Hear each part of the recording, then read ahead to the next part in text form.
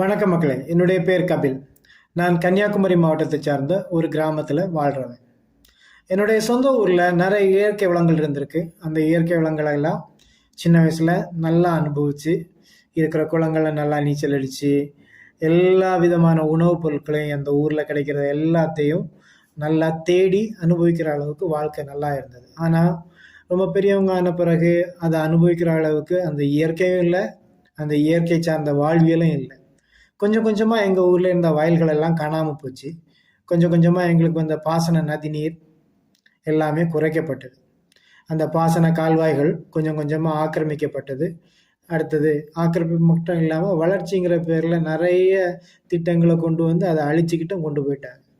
இப்போ பார்த்தா அந்த வளர்ச்சின்னு கொண்டு வந்த திட்டங்களும் யாருக்கும் நல்லது தரல, அந்த வாய்க்காலும் யாருக்கும் நல்லது தரல.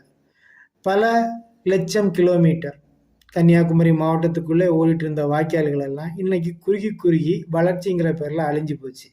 இந்த வளர்ச்சி முழுவதும் இங்கே கட்டமைச்சு தந்தது திராவிட ஆட்சியாளர்கள். அவங்க தந்த இந்த வளர்ச்சியெல்லாம் எப்படின்னா, நமக்கு 99% கெடுதியை செய்வாங்க. அடுத்தது இந்த 1% இலவசங்கிற நன்மையை தூக்கி போடுவாங்க. இதில் போதாத குறைக்கு ஈவேரான்ற ஈர வெங்காயத்தை தூக்கிட்டு வருவாங்க.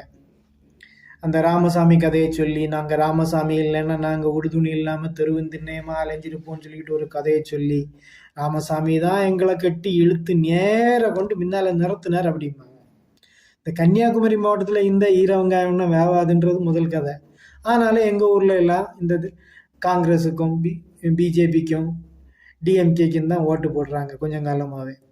அது என்ன கதைக்குன்னு தெரியலை.